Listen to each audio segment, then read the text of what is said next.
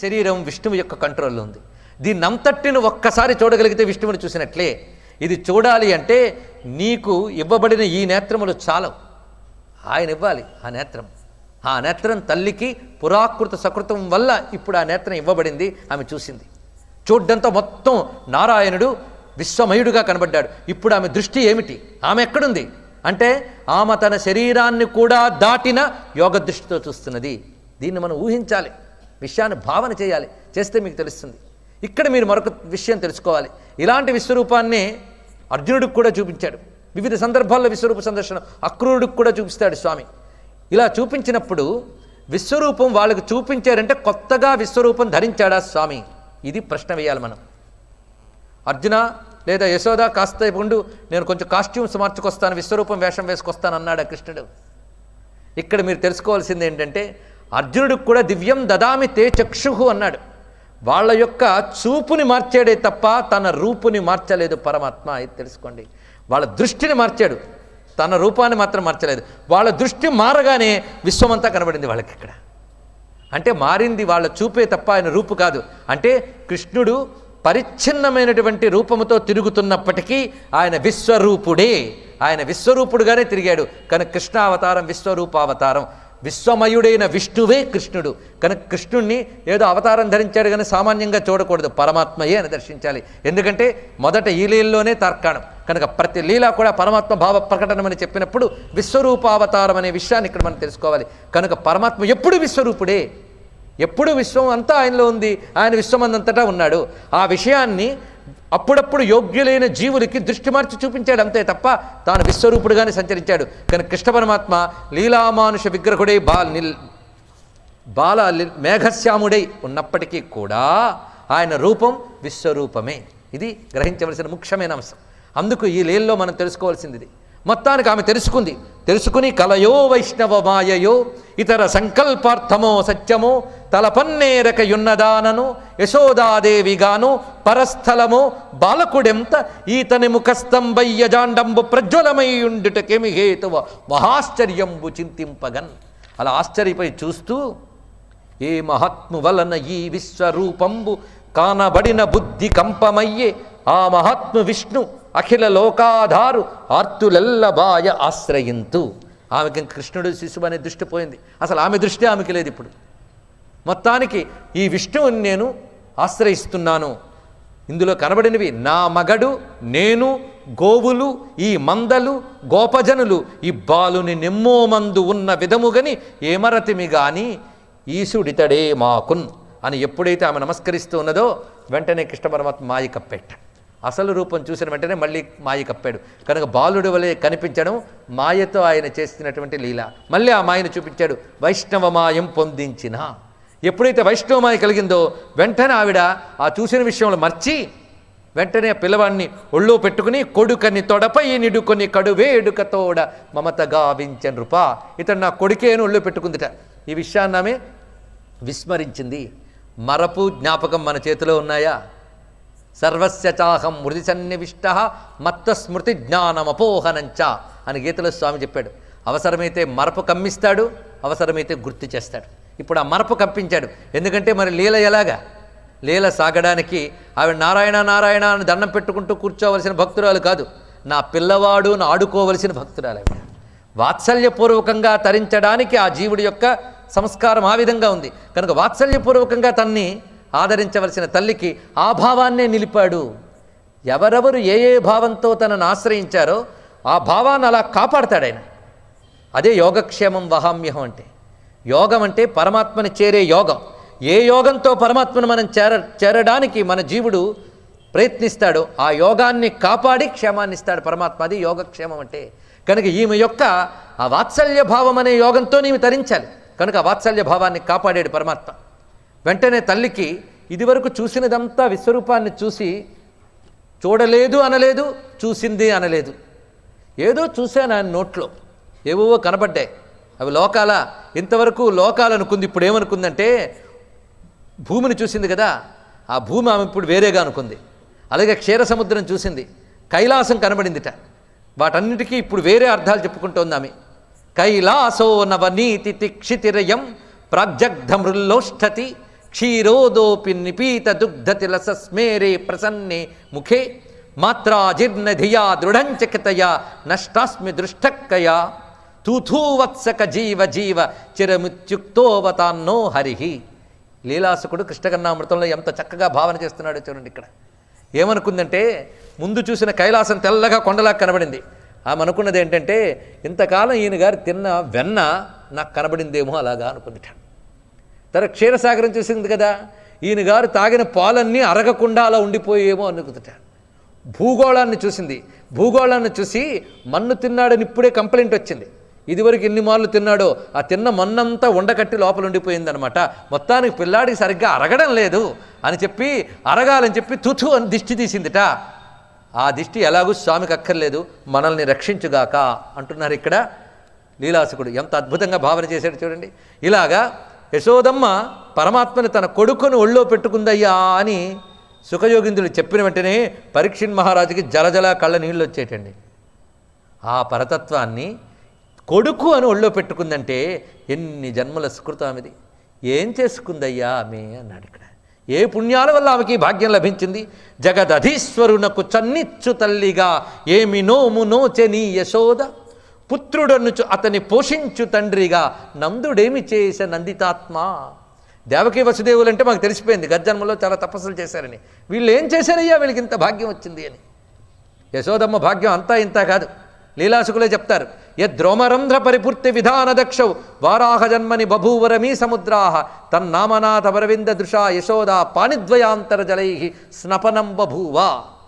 నారాయణుడు యజ్ఞవరాహస్వామిగా అవతరించినప్పుడు సర్వ సముద్ర జలములు ఆయన యొక్క ఒక్క రోమ కూపాన్ని తడపడానికి సరిపోలేదు అండి. ఇక్కడ చూడండి, ఆ స్వరూపం ఎంత ఉందో ఊహించుకోండి. ఒక్క రోమ కూపాన్ని తడపడానికి సర్వ సముద్ర జలములు చాలలేదుట. అలాంటి స్వామిని ఒళ్ళో పెట్టుకుని దోసి నీటితో యశోదమ్మ ఒళ్ళంతా తడిపేసిందిట.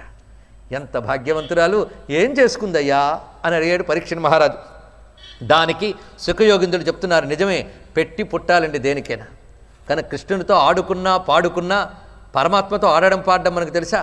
మహా అయితే వేదాంతాన్ని తీసి జీవాత్మ పరమాత్మ ఒకడేనా, జగత్తు మిథ్య అంటే ఏమిటి, పరమాత్మ నుంచి జగత్తు వివర్తమా లేకపోతే వ్యక్తమైందా, పరిణామవాదమా, ఇలాంటి చర్చలతోనే ఆయువంతా వృధా చేసిన వాళ్ళు ఉంటారు. పరమాత్మానుభవం ఇసుమంతా కూడా పొందని వాళ్ళు ఉంటారు. కానీ ఇవేవీ లేకుండా ఆ పరమాత్మని మనం అనుకునేటువంటి విషయములలోనే ఆనందించడం అనేటువంటి యోగం ఉన్నదే, ఆ యోగం నందవ్రజవాసులకు దొరికిందండి. ఎలా దొరికింది వాళ్ళిద్దరికీ భాగ్యం అంటే చెప్తున్నాడు ఇక్కడ సుఖయోగేంద్రులు. నాయనా, ఆ నందుడు ఎవడో కాదు, ఇతడు వసువుల్లో ముఖ్యమైన ద్రోణుడు అనేటువంటి వాడు. ఈ ద్రోణుడు వేరు, భారతంలో ద్రోణుడు వేరు. ద్రోణుడు అనే వసువు, ఆయన భార్య ధర, వీరు ఉభయులు కూడా బ్రహ్మదేవుడు కృష్ణుడు అవతరిస్తున్న సమయంలో దేవతలందరినీ కూడా కృష్ణావతారంలో భాగంగా వాళ్ళందరూ సహాయులుగా పుట్టాలని ఆజ్ఞాపించాడు. అలాగే అనేక మంది దేవతలు ఋషులు దిగారు కృష్ణావతారంలో మామూలు మానవ రూపాల్లో. అప్పుడు ద్రోణుణ్ణి ధరని కూడా వెళ్ళమన్నట్ట భూమి మీదకి. అయితే వాళ్ళిద్దరు అడిగింది ఏంటంటే, వెళతాం కానీ బాలకృష్ణుణ్ణి తల్లిగా తండ్రిగా పెంచే భాగ్యం వస్తేనే మేము వెళతాం, లేకపోతే వెళ్ళమన్నట్టు. ఆ భాగ్యం కలిగినటువంటి పుణ్యం మీకుంది గనకనే మీకు ఆ కోరిక పుట్టింది, పంపిస్తున్నాను, మీరు అలాగే వెళ్ళండి అన్నట్ట.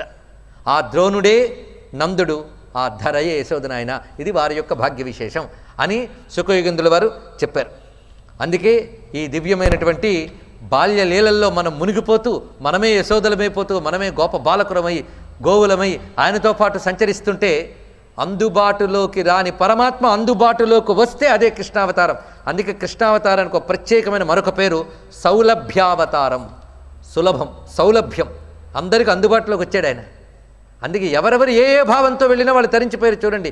భయంతో కొందరు, వైరంతో కొందరు, ప్రేమతో కొందరు, వాత్సల్యంతో కొందరు, ఇలాగ ఎవరు ఏ ఏ భావంతో చేరినా వారందరికీ ముక్తినిచ్చిన ఏకైక అవతారం కృష్ణావతారం. ఈ రహస్యం భాగవతంలో 7వ స్కంధంలోనే నారదుల వారు ధర్మరాజుకి చెప్పడం కనిపిస్తుంది. కామోత్కంఠత గోపికల్ భయమునన్ కంసుండు వైరక్రియా సామగ్రిన్ శిశుపాల ముఖ్య నృపతుల్ సంబంధులై వృష్ణులున్ ప్రేమన్ మీరలు భక్తినేము ఇది చక్రింగంటిమి ఎట్లయిన ఉద్దామధ్యాన గరిష్ఠుడైన హరిచందన్ వచ్చు ధాత్రీశ్వర. ఈ సందర్భం ఎందుకంటే ఆ కథ ఎలాగో నాకు చెప్పడం అవదు కనుక ఈ సందర్భం ఇప్పుడే చెప్తున్నా. రాజశ్రీయాగం చేసిన తర్వాత కృష్ణ పరమాత్మకి అగ్రతాంబూలం ఇచ్చి సత్కరిస్తాడు ధర్మరాజు. ఆ సమయంలో శిశుపాలుడు నోటుకొచ్చినట్టు దూషణ జరుగుతుంది. 100 తప్పులు లెక్క పెట్టిన తర్వాత కృష్ణ పరమాత్మ తన దగ్గరున్న పళ్ళాన్ని విసురుతాడు. అదే సుదర్శన చక్రం. దానితో శిశుపాలుడు మరణిస్తాడు. ఆ శిశుపాలుడి యొక్క జీవుడు జ్యోతి రూపంలో కృష్ణులో లీనమవ్వడం అక్కడ కొందరికి కనబడిందిట. ఆ కొందరిలో ధర్మరాజు ఒకడు. ఆయన చూశాడు. వెంటనే నారదుల వారిని అడిగాడు, ఏం చేసుకున్నాడు అయ్యా ఈయన? నాకు తెలిసి పుట్టిన దగ్గర నుంచి తిట్టడం తప్ప మరొకటి చేయలేదు ఇతడు, కృష్ణుని తిట్టడం. అలాంటి ఇతడు పరమాత్మ లీనమైపోయాడంటే నాకు ఆశ్చర్యం వచ్చింది అంటే, ఇందులో ఆశ్చర్యపడడానికి ఏముందయ్యా అన్నాడు. కామోత్కంఠత గోపికల్ భయమునన్ కంసుండు వైరక్రియా సామగ్రిన్ శిశుపాల ముఖ్య నృపతుల్ సంబంధులై వృష్ణులు ప్రేమన్ మేరలు భక్తినేము ఇది చక్రింగంటిమి అన్నారు. ఇక్కడ ఎంత చక్కటి మాట చూడండి. ఒక్కొక్కరు ఒక్కొక్క భావంతో పరమాత్మను ఆశ్రయించారంతే. భావాలు వారివి, అవి డ్రివెన్ ఫోర్సెస్, అంటే పరమాత్మ వైపు వాళ్ళని తీసుకువెళ్ళే భావాలంతే. కానీ పరమాత్మ భావాతీతుడు. ఈ భావాలతో వాళ్ళు ఆయన్ని ఆశ్రయించారంతే. యాదృశి భావనాస్తత్ర సిద్ధిర్భవతి తాదృశి. ఇది కూడా గీతలో స్వామి చెప్పాడు, ఏ యథా మాం ప్రపద్యంతే తాం తథైవ భజామ్యహం అని. నిన్ననే చెప్పాను, భగవద్గీత థీరీ, భాగవతం ప్రాక్టికల్స్ అని. అందులో ఉన్నదంతా ఇందులో చూపిస్తున్నాడు. ఎవరెవరు ఏ ఏ భావంతో చేరతారో వారికి అలాగే కనబడతట. ఈ భావం ఎంతవరకు? ఆయన దగ్గర చేరే వరకు. ఆయనలోకి చేరిన తర్వాత వాళ్ళు భావాతీత స్థితిలోకి వెళుతున్నారు. ఎందుకంటే మనం కారులో ఎంతవరకు వెళ్తాం? ఇంటి వరకు. ఇంట్లోకి కారులో వెళ్ళాం. ఇంటి దగ్గర కారు వదిలి ఇంట్లోకి వెళ్ళేటప్పుడు మనమే వెళతాం. అలాగే ఈ భావాలు పరమాత్మ వరకు తీసుకువెళ్ళాయి. ఇవే భావాలు లౌకికమైన విషయాల మీద పెట్టినట్లయితే ఏం జరుగుతుంది? పరమాత్మ ఎందుకు పెట్టినట్లయితే ఏమిటవుతుంది? రెండింటికి తేడా ఉంది. లౌకికమైన విషయాలు ఎందు ఇదే భావన పెడితే సారవంతమైన మట్టిలో వేసిన బీజాల్లా పనిచేస్తాయట. అంటే ఏమవుతాయి? మళ్ళీ మొలకెత్తి మళ్ళీ బీజాలు ఇవన్నీ వస్తాయి. కానీ పరమాత్మ ప్రకటించడం ఎలా ఉంటుందంటే, వేయించిన బీజాలని మట్టిలో వేస్తే అలా ఉంటుంది, అలా ఉంటుందిట. ఈ స్వామి అదే చెప్పాడు. వేయించి మనం విత్తనాన్ని బాగా వేయించి కాల్చేసి వేయండి, మొలకెత్తుతుందా? మొలకెత్తదు. అలాగే పరమాత్మ వైపు కానీ భావాలు చెప్పినట్లయితే ఆ జీవుడిలో అసలు కర్మ వాసనే మిగలదు, వాడు ముక్తిని పొందుతాడు. అదే లోకం వైపు ఈ భావాలు పెట్టినట్లయితే వాడు కర్మబంధాల్లో చిక్కుకుంటాడు. ఇది అందుకే కృష్ణావతారం ఏంటంటే, ఎవరెవరు ఏ ఏ భావాలతో చేరినా వాళ్ళందరినీ ముక్తినిచ్చిన అవతారం కృష్ణావతారం. ఇందాక చెప్పినట్లు పరశువేది దగ్గరికి లోకం ఎలా చేరినా బంగారమైనట్లుగా కృష్ణుడి వద్దకు ఎలా చేరిన వాళ్ళు అయ్యారు. అదేవిధంగా ఇక్కడ ఈ దివ్యమైనటువంటి లీలల్లో ఈ సదుపాయం కనిపిస్తున్నది. ఎవరెవరు ఏ భావంతో చేరినా. అయితే ఈ పద్యం చెప్పినప్పుడు కృష్ణావతార కథ మొదలవలే. నరసింహస్వామి చరిత్రకు ముందు చెప్తాడు ఇది. అక్కడే నరసింహస్వామి చరిత్ర చెప్పబడింది 7వ స్కందంలో. కానీ సందర్భం ఎక్కడ చెప్పాడో చూడండి. ఇందులో చెప్పిన ఉదాహరణలన్నీ కూడా కృష్ణావతారానికి సంబంధించినవి మాత్రమే. అందుకే కృష్ణుడి గురించి చెప్పడమే మొత్తం భాగవతం యొక్క ఉద్దేశమని ఇక్కడ కూడా మనకు తెలుస్తున్నది. అందుకు మొట్టమొదటి నుంచి జాగ్రత్తగా మనం వస్తూ ఉంటే భాగవతంలో 10వ స్కందం చక్కగా అర్థమవుతుంది. 7వ స్కందంలో చెప్పిన పద్యాన్ని మీకు ఇప్పుడు చెప్పడం జరిగినది. మొత్తానికి ఎవరెవరు ఏ ఏ భావంతో చేరితే వారిని ఆ విధంగా తీసుకుని భావాతీతమైన కైవల్య స్థితిని ఇచ్చిన అవతారం కృష్ణావతారం. ఇటు తర్వాత మరొక ముఖ్యమైన లీలలోకి వెళుతున్నాం. ఇప్పటి వరకు చూపించింది విశ్వరూప అవతారం అయింది కదా. తర్వాత ముఖ్యమైన లీల, నిజానికి బాల్య లీలల్లో ప్రధానమైన లీల ఇది. ఇంకా మరికొన్ని ప్రధాన లీలలు చెప్తాను. ప్రధాన లీలలు మాత్రమే చెప్పడం జరుగుతుంది ఇక్కడి నుంచి. ఇప్పుడు చెప్పుకోబోతున్న ముఖ్యమైన లీల, ఒకప్పుడు అమ్మ అంటే యశోదమ్మ కృష్ణుని ఒళ్ళో పెట్టుకుని చల్ల చిరుకుతోందిటండి. ఆ చల్ల చిరుకుతూ ఉండగా పొయ్యి మీద పెట్టిన పాలు పొంగి పడుతున్నాయట. వెంటనే ఆమె ఏం చేసిందంటే కృష్ణుని కింద పెట్టి ఆ పొయ్యి మీద పాలు చూడడానికి వెళ్ళిందిట. తనని ఒళ్ళో పెట్టుకుని పాట పాడుతూ ఉన్న తల్లి ఇంట్లో పాలు పొంగేని కిందకి దించగానే నేను కుక్కురోషం వచ్చింది. వెంటనే అక్కడ కనిపించినటువంటి రాయి తీసుకుని ఆ పాల కడవలు పెరుగు కడవలను పగలగొట్టి పారిపెట్టాను. ఈ తల్లి లోపల విషయం చూసి బయటకు వచ్చేటప్పటికల్లా పిల్లాడు లేదు. మరి కనిపించింది ఏంటంటే, వికలంబులైన దదికుంభ శకలంబులు పొడగని తొంట కొడుకు వెన్న తింట ఎరింగి నగుచూ నవ్విందిట ఆ తల్లి. కోపాలు మరీ వచ్చేవి కదండి. ఆ అల్లరి చూసి వచ్చినటువంటి ప్రేమజనితమైన చిరుకోపం. అందుకు నవ్వి ఎక్కడున్నాడా అని వెతుకుతోందిట. వెతుకుతూ ఉండగా ఈయన కనబడ్డాట ఒక ఇంట్లో. ఎలాంటి కృష్ణుడు కనబడ్డాడో చూడండి. వికచ కమల నయన వేరొక ఇంటిలో వెలయ రోలు తిరగవేసి ఎక్కి ఉట్టి మీద వెన్న ఉలుకుచు ఒక కోతిపాలు చేయుచున్న బాలుగనియే. ఒక రోలుని తిరగవేసి ఎక్కేట. ఎక్కి ఉట్టి మీద ఉన్న వెన్న తీసి కోతికి ఇస్తున్నట్టే. ఎంత గుర్తుపెట్టుకున్నాడు చూడండి. అక్కడున్న వెన్న తీసి ఎక్కడోను కోతికి ఇస్తున్నాడు ఆ మహానుభావుడు. ఆ పంచడం అంటే ఆయన దగ్గర తెలియాలి. ఈ చేస్తున్నాడు. అయితే ఇక్కడ ఉట్టి రోలు అంటే తెలుసు కదా చాలామందికి. కొంతమందికి పాపం గ్రైండర్లు మిక్సీలు తెలుసు, కానీ రోలు రోకలి ఉట్టి అంటే తెలియని కాలం వస్తుంది. ఇక్కడ మనకు తెలిసేమో పెద్దవాళ్ళు ఉన్నారు, కానీ కనుక కనీసం బొమ్మలైనా దాచిపెట్టించుకోండి పిల్లలకు చూపించడానికి. ఉట్టి ఇలా ఉండును, రోలు ఇలా ఉండును, రోకలి ఇలా ఉండునని కృష్ణ కథ అర్థమవుతుంది కనీసం. మొత్తానికి ఈ విధంగా ఎప్పుడైతే స్వామి ఇస్తున్నాడో చూసింది, వీడి పని చెప్పాలని చెప్పి కానీ చేతన్ సెలగోలు వట్టి కొనుచున్, ఒక చిన్న కర్ర తీసుకుందండి చేత్తో. కానిమ్ము రాతనయ్యా, నీకు చాలా ఒక తెగింపు వచ్చేసింది. ఎందుకంటే ఎవడికి దొరకను అని తెగింపు నీకు. ఈ కథని మీరు మరో కోణంతో పరిశీలించండి. అద్భుతమైన భక్తి రసం ఈ కథలో మనకి చిలికి కనిపిస్తూ ఉంటుంది. దాన్ని పరిశీలిద్దాం. సాధకులకు మనకొచ్చే అద్భుతమైన అంశం దీనిలో ఉంది. కృష్ణ కథ అంతా తత్వభూమికే, అందులో సందేహమేమీ లేదు. కానీ ఈ తల్లి ఇలా ఉంటుంది, కానిమ్మురా యవ్వనియందు చిక్కుబడనేదండంబునన్ కాననే, నేను ఎవరికి దొరకను, నన్ను శిక్షించేవాళ్ళు లేడు అని చెప్పు నువ్వు ఇంతకాలం ఇలా చేస్తూ ఉన్నావు, ఇప్పుడు నిన్ను వదలను అన్నది. వెంటనే తల్లిలా ఉన్నదో ఒక్కసారి దూకెట్ట, దాని మించి పరిగెత్తడం మొదలెట్టాడు. పరిగెత్తున్న వాణ్ణి పట్టుకోవాలని తల్లి పరిగెడుతోందండి. అది పైనుంచి చూస్తున్నారట దేవతలు, వాళ్ళకి నవ్వొస్తున్నది, నమస్కరిస్తూ ఉన్నారు. ఇటువైపు ఈ పరిగెడుతున్న తల్లిని చూసి మిగిలిన గోపకాంతలు చప్పట్లు కొడుతున్నారట, భలే అని. ఇదివరకు మేము ఫిర్యాదులు చేసినప్పుడు వినలేదు, చూడు నిన్నే అల్లరి పెడుతున్నాడు, బాగుందని. ఈ తల్లి పరిగెడుతూ ఉండగా రకరకాలుగా అవస్థలు పెడుతున్నాడు. ఒకచోట స్తంభాలకు అడ్డు పెట్టుకుని నిలబడుతున్నట్ట, మరొక చోట కనబడకుండా ఉన్నాడు. మొత్తానికి ఆ తల్లి కష్టపడి పరిగెడుతోంది. గజ్జలు గల్లని మ్రోయగ నజ్జలు త్రొక్కుటులమా అని అతి జవమున యోషిజ్జనములు నగ తల్లియు పజ్జంచనుదేర అతడు పరువిడెనధిపా. ఒకచోట నిలబడ్డాట. అలాగా అమ్మయ్య నిలబడ్డాడు కదా, పట్టుకోవడానికి వెళ్ళేటప్పటికల్లా మళ్ళీ పరిగెత్తడం మొదలు పెడుతున్నట్ట. ఇలాగ గజ్జలు మ్రోగుతూ ఉండగా సంధ్యతాయతులను సరిమువ్వ గజ్జలు చిన్ని కృష్ణ నిన్ను చేరుకొడుతూ అంటాం. అలాంటి గజ్జలు మ్రోగుతూ ఉండగా పరిగెడుతున్నటువంటి అతన్ని పట్టుకుందటి ఎట్టకేలకు. పట్టుకుందా, ఆయన జాలిపడి పట్టుబడ్డా? ఇక్కడి నుంచి జాగ్రత్తగా తెలుసుకోవాల్సిన అంశములు ఇవే. ఆవిడ పట్టుకోలేదు పాపం, ఇంతవరకు ఈవిడ పరిగెట్టింది చాలే అని జాలి కలిగింది ఆయనకి. జాలి కలిగి నిలబడగానే పట్టుకుంది. అప్పటికి ఆమె అవస్థ చూడాలి. జనిత స్వేదముతో చలత్కబరితో స్రస్తోత్తరీయంబుతో వనజాతేక్షణ కూడా బారి తిరిగెన్. జనిత స్వేదముతో ఒళ్ళంతా చెమట్లు పడ్డాయి, ఉత్తరీయం జారిపోతుంది, కొప్పుముడులు విడిపోయేట, అంత అవస్థపడింది ఆ తల్లి పట్టుకోవడానికి.